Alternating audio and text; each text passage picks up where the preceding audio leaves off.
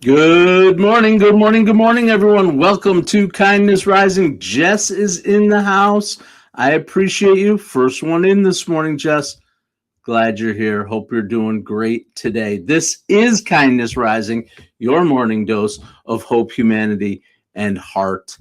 And we are live every weekday morning, 7:30 a.m. Eastern to get you started. And this is week two of Without a Net, and our topic is speaking truth with love. Yesterday's lesson was trust before truth, and today we're searching for the light in strange places. So let's rise together. Absolutely. Good morning, Mike Sullivan. I am glad you are here too. All right. Looks like we're having a little private party today, but that's okay. I appreciate you, and I will just keep rolling. That's good. That's good. Here's what we're going to talk about today. There is a big difference between the words someone speaks and the story we tell ourselves about those words. Sometimes the truth is out there. There is a difference. Strangest of places, if you look at it right. That's our theme. Absolutely, Jess. That is it. Scarlet, Begonias is the song of the week. All right, let's try that over. I'll try not to flub it up again. There is a big difference between the words someone speaks and the story we tell ourselves about those words. Sometimes the truth arrives clearly. Sometimes it arrives awkwardly. Sometimes it comes from someone we didn't expect. And sometimes the light has been there all along, but we can't see it until we look again. All right. Good morning. What is shaking, Keith? I am glad you are here too. We are doing a little follow-up for the yesterday from the famous fast food joke situation. If I can get my music on here somewhere along the way. There it is. All right. Good morning, good morning, good morning. We are doing a follow-up. Yep, yesterday we left the 12-year-old Matthew standing in the wreckage of his first comedic performance. I had delivered the joke with complete confidence. My father cleared his throat and gave me a direct review. The joke didn't work. Do not repeat. Do not make yourself sound stupid. That last word had stayed with me. Stupid. Words like that can grow inside of a child's imagination. I don't remember asking my dad what he meant. I don't remember saying, "Are you telling me I'm not funny?" I don't remember investigating, well, what was his intent? I just listened and I absorbed my interpretation. Excuse me.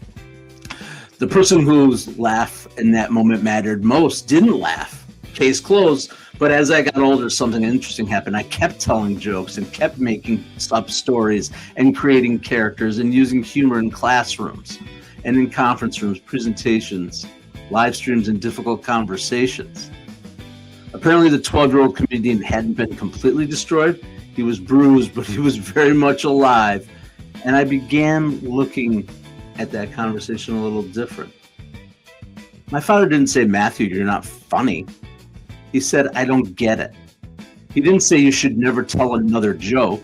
He said I shouldn't repeat that one. Those are very different messages. One attacks the person, the other evaluates the material. At 12, I couldn't separate the two. The joke, that moment felt like a part of me. So when the joke was rejected, I felt rejected. We do that as adults too, though. Someone questions our idea and we hear them questioning our intelligence. Someone critiques our work and we hear them critiquing our worth.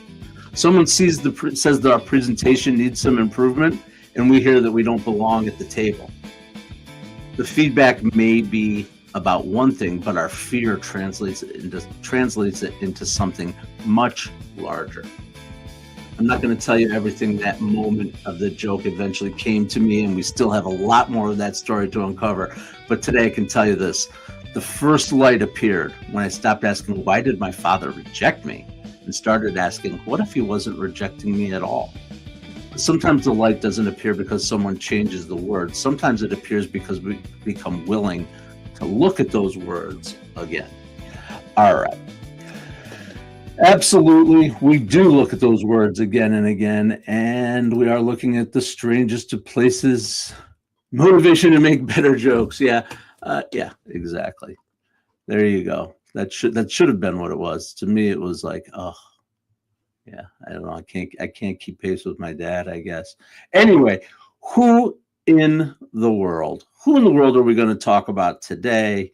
We do every day 3 clues throughout the episode to let you guess who we are speaking of today. And it is our first clue right here. There it is. I can't read it yet. Born on this day in 1912. He was named after the governor of New Jersey, who would later become the president of the United States.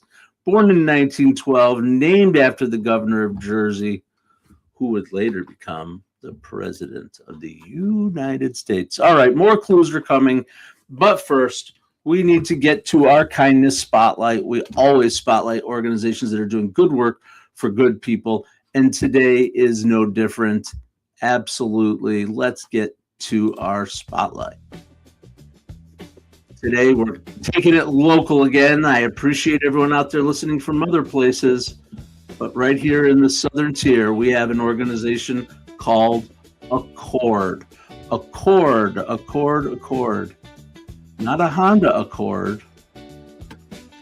Accord, a Center for Dispute Resolution. It's the Center for Dispute Resolution that's based right here in Binghamton and serves our community. Their work is built around a simple but powerful belief. Conflict does not always have to end with winners and losers. Sometimes people need a space where they can slow down, be heard, and begin understanding what's actually underneath that disagreement. Accord promotes peaceful alternatives to conflict through mediation, training, advocacy, and other dispute resolution services. My tongue is tied all over. That is Accord right here in Binghamton. If you're from Binghamton, check them out. Support their organization, because whatever the dispute is about, we don't have to all disagree and make everything a fight. A skilled mediator can help people look again, not necessarily to agree on everything and not pretend that the conflict didn't happen, but to search for the light that may be hidden inside of a very difficult conversation. That is our friends from Accord here in Binghamton. And that's the end of our spotlight. How's it going out there? What's going on in the chat? Come on, people, say hello. What's happening? We are rocking and rolling here on the Mornings in the Lab and at Kindness Rising this morning. We are continuing to develop our programs. We are continuing to develop our products, and we're here for you. Absolutely. All right. Let's talk a little bit about wait. That happened today, July 14th, July 1789.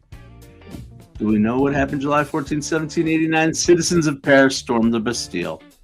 We remember the event as one of the defining moments of the French Revolution. But what we know exactly happened is that there was a medieval fortress and prison. It only held 7 prisoners at the time. The crowd was not attacking it to try to release a bunch of people, but more importantly, the Bastille had become a symbol of royal power and arbitrary imprisonment. So under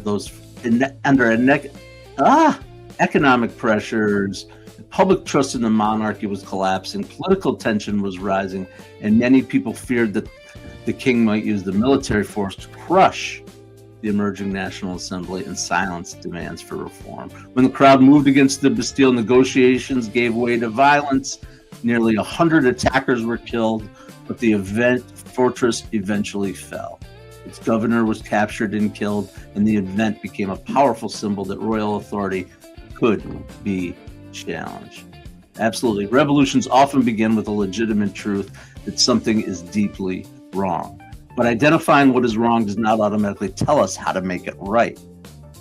It can also become destructive when people stop seeing that there's humanity on the other side.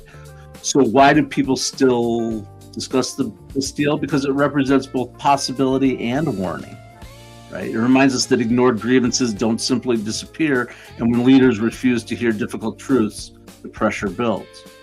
And when people believe their voices no longer matter, conflict moves somewhere else, sometimes into the streets. But it also reminds us that tearing down a symbol is easier than building a fair and lasting system in its place.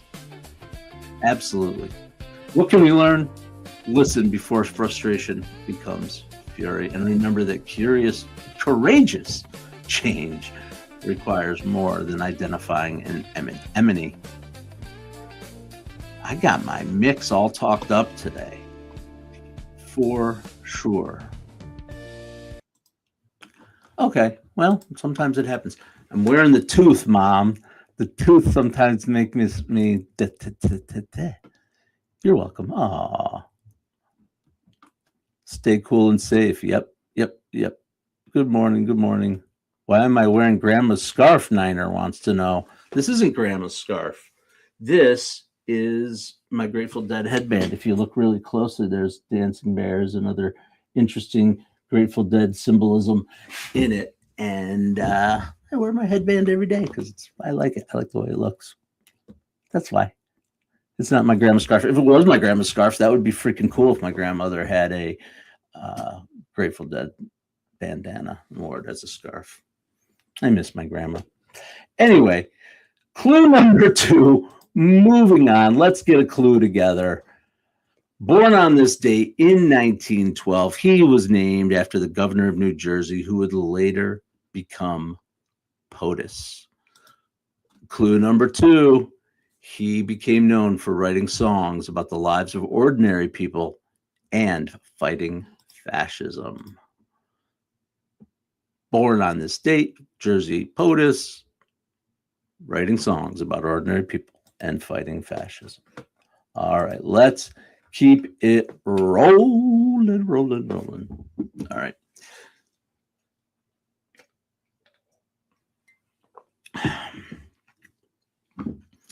This tooth is killing me.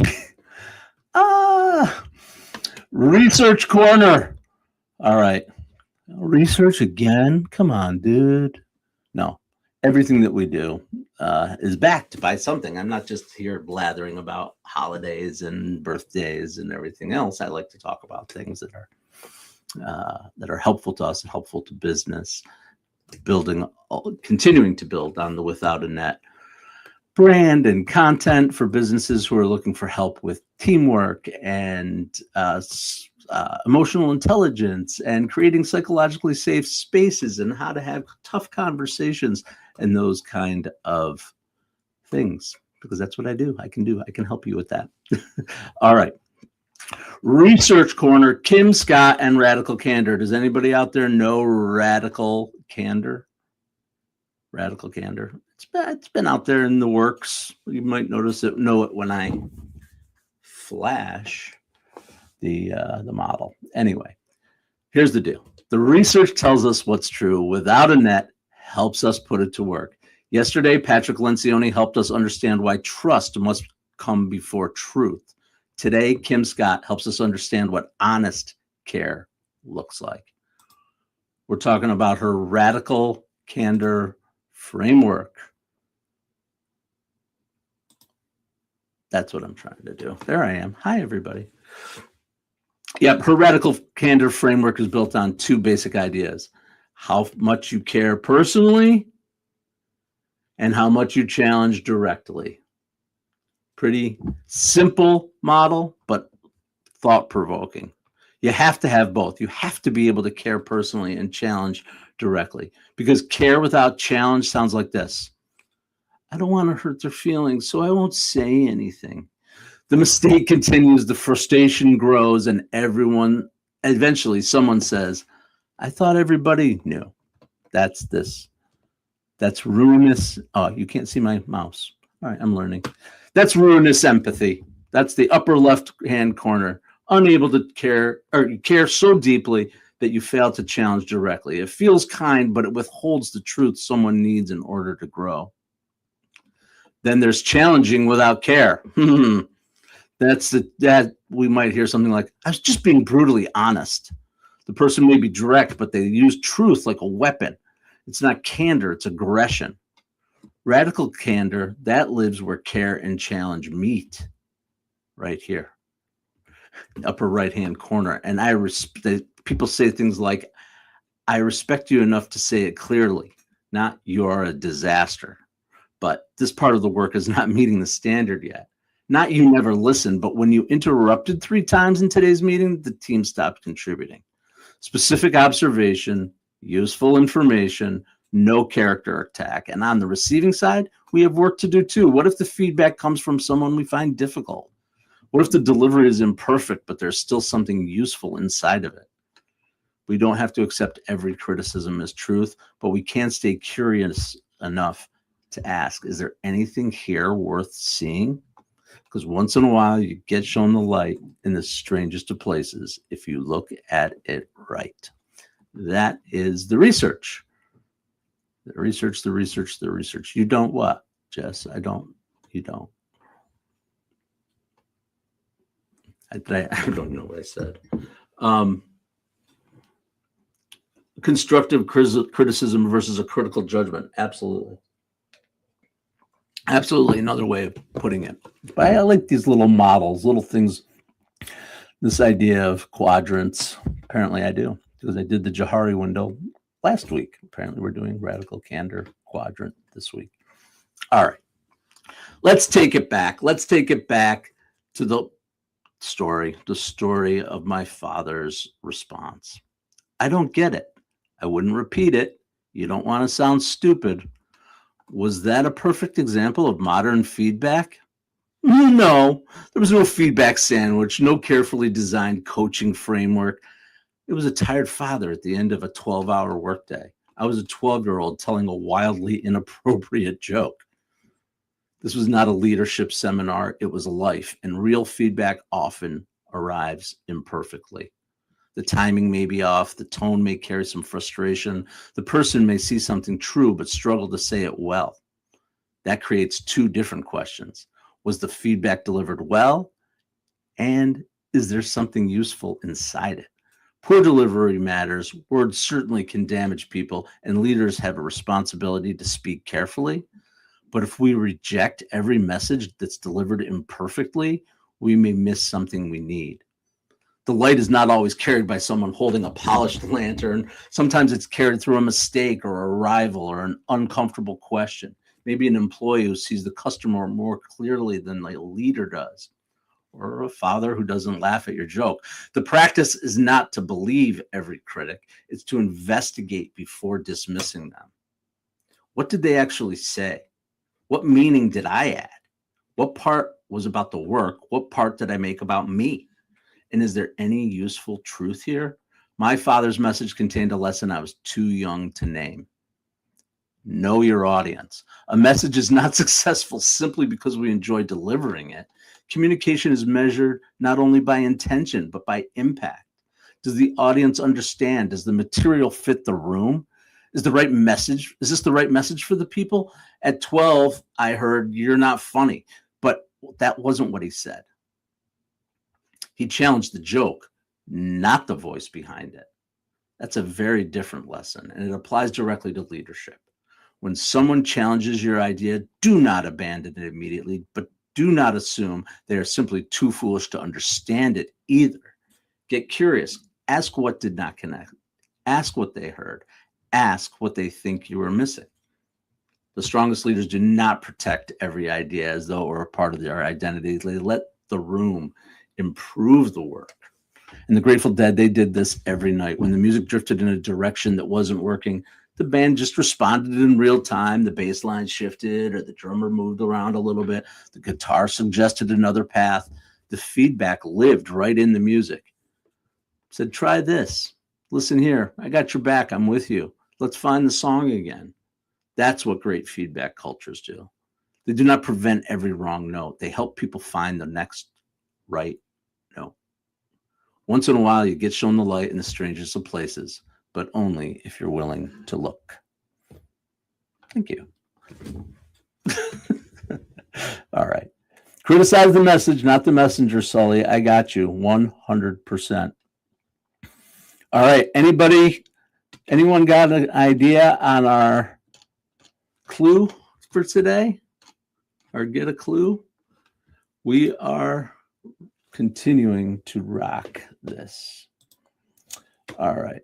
Born on this date in 1912, he was named after the governor of New Jersey, who would later become POTUS. Clue number 2. He became known for writing songs about the lives of ordinary people and fighting fascism. I believe it was printed on his guitar. I think you're thinking of a folk singer too, Jess. The last clue, the clincher. This land is your land. It is. Do we know our mystery person today? This land is, there he is. Boom, Sully, boom, Woody Guthrie. Yep, it is Woody Guthrie. It sure is. But first, before we talk about Woody Guthrie, because we can, and we will, my guess is that Jess is a Woody Guthrie fan, but we'll see. We'll see what happens. Kindness compass. We got to do that. All right. Every day on Kindness Rising, we move from thought to action, taking what we're talking about in the topic and just putting it to work a little bit, finding useful truth, even when it arrives from an unexpected place. Separate the message from your first reaction. When feedback stings, pause before defending yourself. Write down what was actually said, then write down what you heard as the meaning. They may be two different things. Number 2, ask for one specific example. Vague feedback creates confusion. Specific examples create choices. Ask, can you show me where you noticed that, or what would better look like to you? Turn judgment into information that you can use. And lastly, number 3, look for the 2%. You don't have to accept the entire criticism, but before throwing it away, ask, is even 2% of this true? That small piece might be the light. You can reject the exaggeration and still learn from the useful part. Just separate the message from the reaction, ask for specifics, and look for the 2%. That is today's Kindness Compass. All right. Absolutely, Woody. All right, cool. July 14th, 1912 in Oklahoma, where Woody Guthrie was born. All right, I just went off the rails. He traveled through the country writing songs about workers, migrants, poverty, injustice, family, and the American landscape. His music influenced generations of artists, especially guys like Dylan and Springsteen and women like Joan Baez and countless others who believed his song could carry both beauty and truth. Of course, people know This Land Is Your Land is a cheerful, patriotic song. But the truth is, his fuller version questioned whether America was living up to its promise for everyone during the Depression and the Dust Bowl. That's our lesson. Again, sometimes the familiar song can contain a harder truth, and sometimes the light has been there the whole time, but we have only been singing the comfortable verses. Happy birthday, Woody Guthrie. Yeah. All right. What are your Woody Guthrie stories? There we go. Boom. Arlo, Further, 97. Me too. Yep. I was there as well. I saw Arlo, of course. I mean, we can talk about Woody. We can talk about Arlo. I actually grew up more as a Arlo, Alice's Restaurant. We listened to it too. I think you're either are a person who does that on Thanksgiving or you are not. Our family absolutely does. We have a 30-minute ride between my house and my mother's house, and it is where we typically have Thanksgiving, and at least, especially when the kids were young, religiously. It was just our tradition. The kids got to know it and love Alice's Restaurant. And this land is your land. Yep. It's awesome. Cool beans. All right. So yeah, here we are talking about Without a Net. I appreciate that everyone is listening to this. I'm wondering if it's landing with people. I know it's a little different direction for our show, but it's something that I'm building. I'm building live here. And testing this thing out. I know from my experience, 30 years, going on close to 30 years of experience in lots of team-based environments in different industries and different worlds, that this, to me, lack of psychological safety and the ability for people to communicate openly, honestly, with authenticity, with vulnerability-based trust, and the other radical candor, those concepts that we talk about. I've seen it. I've experienced it. I've experienced it when it doesn't exist, when it's all a show, and it's not fun. It's not fun. And also, more importantly, it's counterproductive. So much time wasted by people trying to hide something or be something that they're just not, or that they have a question and they don't ask it, and then they go ask it somewhere else in the parking lot or in a text chain. Holy crap, did you hear what he said? And all that kind of stuff. I've been on those text chains. I've started those text chains, honestly. But I've also learned that it's better to find a way to ask the question. Maybe you don't ask it the way you would in the text chain. That's hard to say with a prosthetic device in your mouth. Arcade Ambulance, welcome in. Am I married? I am. 20 something years. Absolutely. Not sure why it's significant for here, but that is true. I've learned a lot in my marriage that I apply here. Absolutely. All right. What else we got today? What are we thinking about? What's happening? I'm trying to think. I am looking forward. What am I looking forward to today? Continuing to do some work and developing my program, but I'm going to spend some more family time. We've got a little chance, these rare opportunities to spend a little family time together. So later on today, we'll be hanging out. We'll be hanging at the lake. It's going to be hot. All right. Well, you don't need to know about my blathering. Let's wind it up and wind on over to Mornings in the Lab with Keith, John, and friends.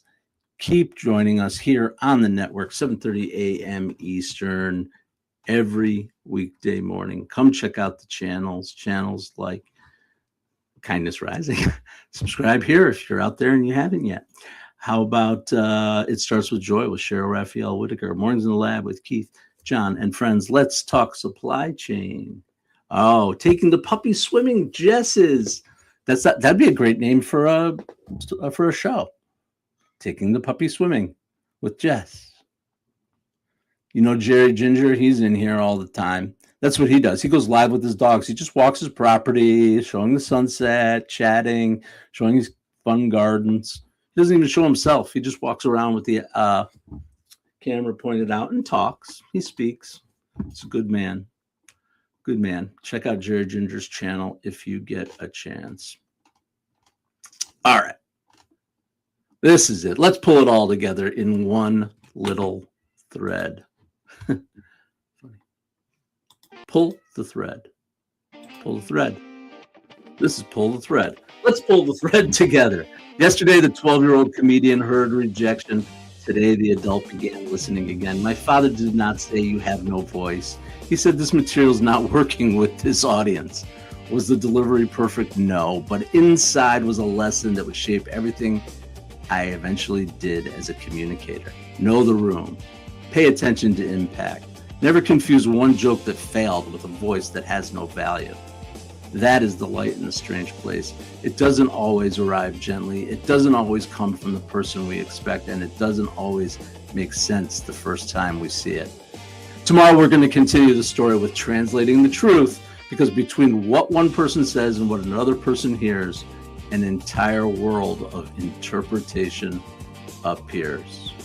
Absolutely. Thank you again for joining me here on Kindness Rising. Now get on over to Mornings in the Lab with Keith, John, friends. Take your puppy swimming, do your work, keep smiling, stay uncommon, and stay kind.